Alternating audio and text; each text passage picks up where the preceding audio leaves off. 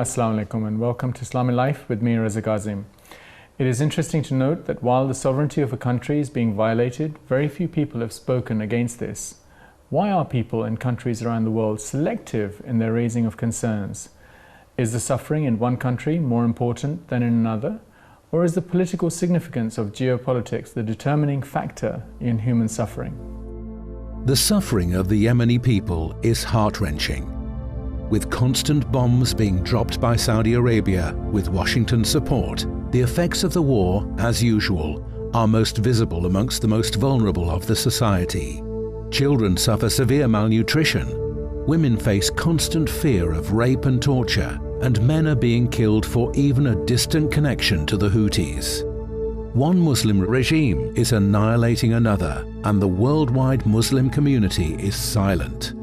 Saudi Arabia started the invasion in March 2015 and has sustained the campaign so far at the cost of thousands of Yemeni lives to restore power to Yemeni's former president, Abdurrabbu Mansur Hadi, a steadfast Riyadh ally who had resigned and fled to the Saudi capital in 2014. He returned to Aden in 2015.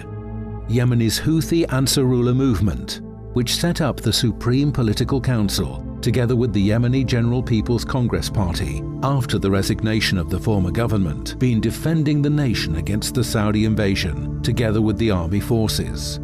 Several previous talks and ceasefires collapsed amid repeated violations by the Saudi military and its allies. We're honored to be joined by our esteemed guest, Professor Tariq Ramadan, to discuss all of these issues. Welcome to the program, Professor. Assalamu alaikum. Wa alaikum assalam. I wanted to start off by asking, why is Saudi Arabia bombing Yemen? That's, I think it's important to understand the whole dynamic within the region because it didn't come out of nothing. There is the reality within the society and the region. It's important. We need to understand that Yemen is very important, even though it's a poor country. It's geostrategically very important for the whole region, and whatever is happening over there could destabilize and be a danger for the Saudi Arabia and the other states in the region. And this is what in fact happened, what we call the Arab Spring. Once again, I don't buy even the notion of the Arab Spring, but what happened was changing the whole dynamic in the region, and was the potential and the uprising within Yemen changing the regime was in fact perceived as a danger, not only a direct danger, but also the dynamic with other countries in the region. Add to this what is clearly one of the most important challenges of our time, which is the Sunni-Shia factor, the understanding that the Houthi are in fact Shia, and then it means that this is a danger, and you know how the Saudi ideology is about Shia and Shia in the region, not for the the more orthodox, so to speak, Sunni doctrine, not even being considered as Muslims and being even more dangerous than the people of other faiths to Muslims. So I think that there are here the geostrategic reality, the balance of power within the region, and the equation Sunni and Shia factor. One of the things that people sometimes challenge is this idea that the notion that the Houthis are Shias is something that's being put about, but actually the Houthis themselves would not necessarily classify themselves within that context. So while geopolitically there might be alliances or there might be political support that's being given by Iran, but in terms of a religious dynamic, that's not necessarily the case. No, it's not, and that's the problem. The problem is to translate into religious tension, things that have nothing to do with this, and that are not helping us to have a political discussion, because at the end of the day, we need to get some positions of principles. These positions of principles is to say, you are a Sunni and you are a Shia, you are Muslims. And what is common is much more important than our differences. This is the starting point. And then the second position of principle is to say, whatever is your political take on a specific issue, it could be about Syria, it could be about Yemen, it could be about Palestine, it could be about whatever. At the end of the day, whatever is your position, don't translate this into a fracture among Muslims. And as you were saying, the Houthi in Yemen, they are not, even they were, understand, the Zaidi within the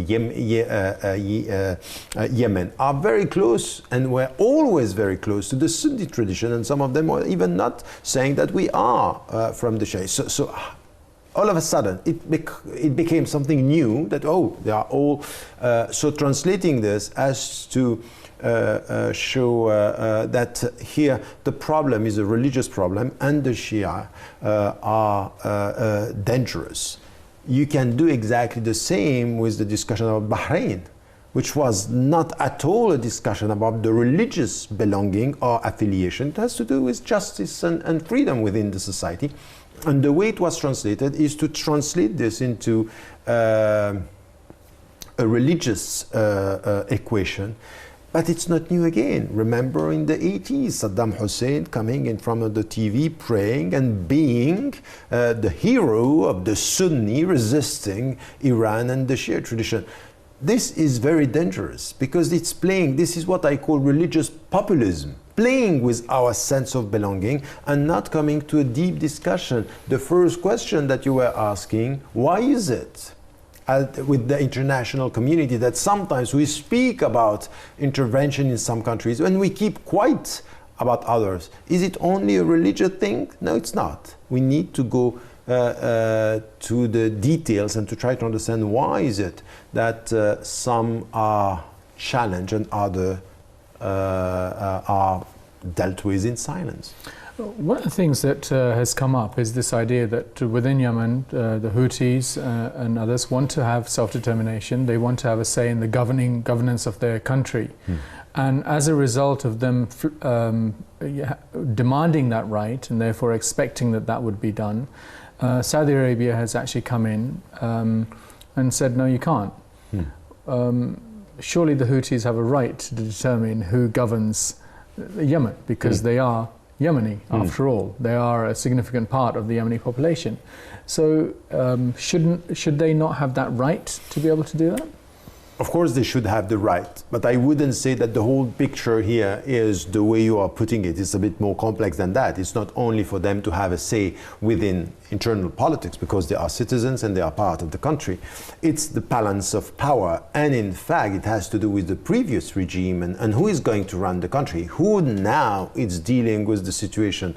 And in one way is, as we are talking about the dynamic within the region, who is going to support the forces that are working on the grassroots and at the regional level and changing the whole balance of power within the region? Because you cannot just deal with this without connecting it to the relationship between the Saudis and Iran. And you cannot deal with this if you are not dealing with the Saudis, Iran, Syria, Lebanon, and the Palestinian thing. So it's a big thing. So we can't just take one to say, as I'm saying, for example, and to condemn this intervention and what the Saudis are doing and killing the innocent people and the civilians and taking pretexts on the religious ground to justify. That's not acceptable for me. But on the other side, I don't want to reduce this to, once again, this is the problem that they have with the Houthis, that who wants to play a political role within the society. They want to play the role and it's legitimate, but it's not the only factors that we have here. Is it justifiable? No. Is it explainable? We need to understand the whole dynamic. And this is where, for example, I would say that we need to deal with what is said by Muslim majority countries and governments and the Saudis and others. We also have to keep in mind the connection between what is done and what is covered by the media and the Western interests in the region. We're going to come back to the Western interests. We do like to keep the show as interactive as possible and really value your opinion. Here is what you sent us this week.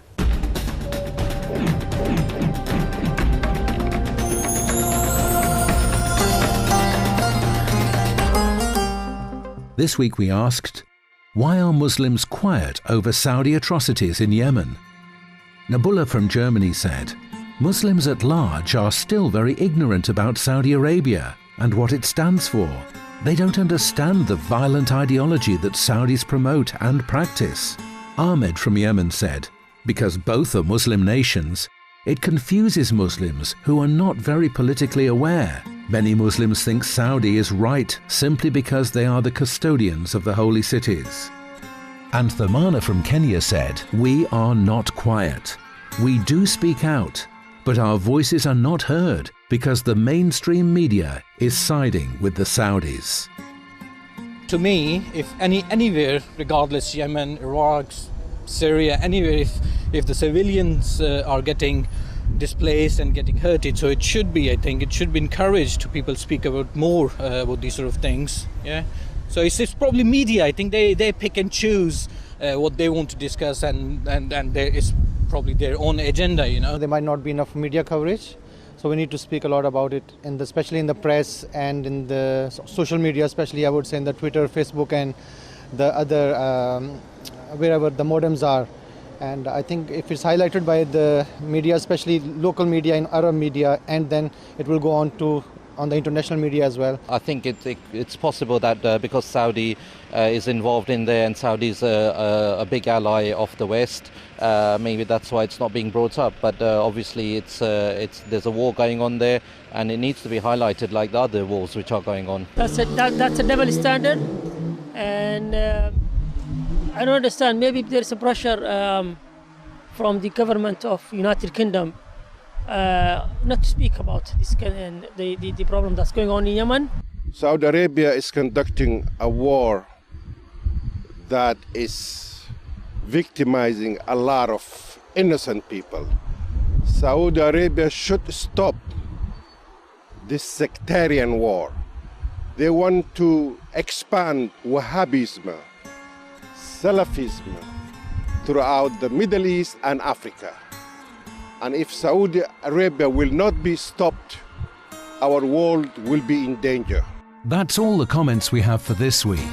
If you'd like to have your views featured in the show, be sure to follow us on Facebook or join us on Twitter. Now you can send your own videos with your comments and even your questions to islamandlife@presstv.com. Just before the clips, you mentioned about Western influence within this, and I want to come back to that particular point. We've had reports that within the command and control centres of when the Saudis are sending their fighter pilots out to do the bombing raids and so on, where schools are being bombed, Médecins Sans Frontières, hospitals are being bombed, etc. British Army personnel and possibly MI6 are involved within that structure and are sitting there. What do you make of that, these facts that have come out and the British government has admitted to it? Nothing new in the region, nothing new as to the support of the regime over there. It's not only the UK and the British government, it's the United States of America, and we know that they are involved. We know that many European countries, among them of course Britain, France, the United States, are supporting in one way or another this the Saudi policy over there. And I would say with this, I myself, in this discussion, I would like to have, as I said, a position of principle which is consistent.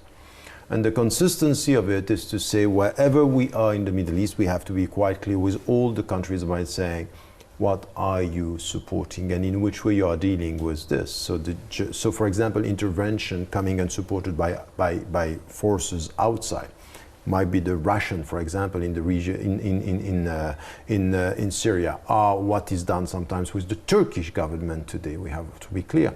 The position of principle is to say, are we now supporting justice and humanity there, or supporting and accepting, for example, to target civilians and to target schools and to target hospitals And when we do this, we keep quiet sometimes and we speak out in other situations. I don't like this. That's, for me, it's the end of what we are talking about.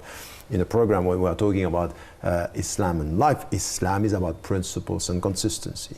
So we have to do it for all the actors in the region. It starts with the Palestinians and the rights that they have, but within the Muslim majority countries, we have to be consistent. And it's a very complex issue, and there are many questions, and I'm conscious of the limitations of time. But I will talk about how do you determine the principles of where you're going to go, because the policies, the Western policies in particular, regarding the region, have come to light and have unraveled as things have developed. That is becoming clearer and clearer.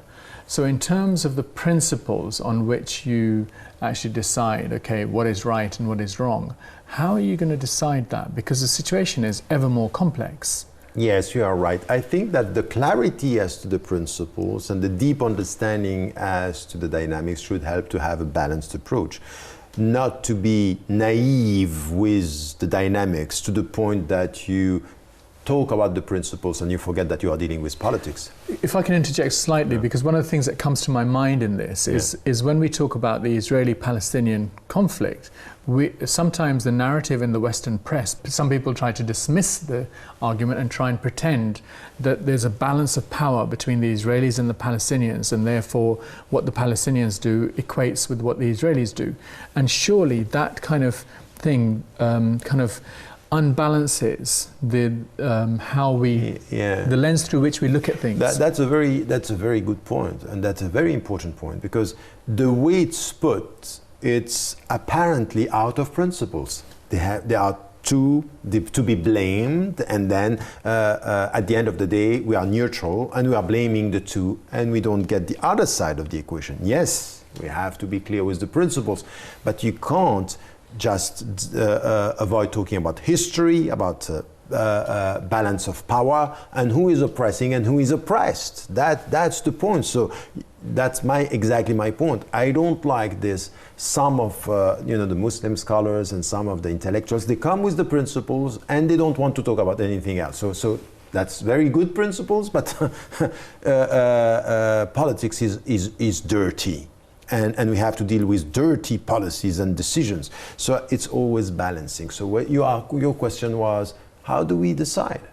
So first, I would say we need to come with a clear position of principles, that we are going always to be on the side of the oppressed, Muslims or people of other faiths, that we need to get it right. If you go for liberating the people and the civilians, you should be consistent everywhere, and you have to support the oppressed in the situation, in the society.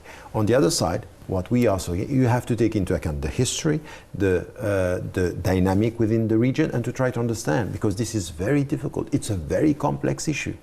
The Middle East today is in a situation where it was not, I don't remember studying a situation which was as complex as it is today, because the players are coming from different fronts. You have people supporting sometimes, the violent, radical and extremist movements to change the balance of power within the region. So how do we do this? You try to balance the two and to try to understand with your principles and how you have to deal with the geostrategic. So we have once again to come to a clear position here. Innocents and civilians should not die the way they are dying now, the bombing and targeting the schools, wherever we are. And I would say this in Syria, as I'm going to say it in Yemen, as I'm going to say it in Palestine.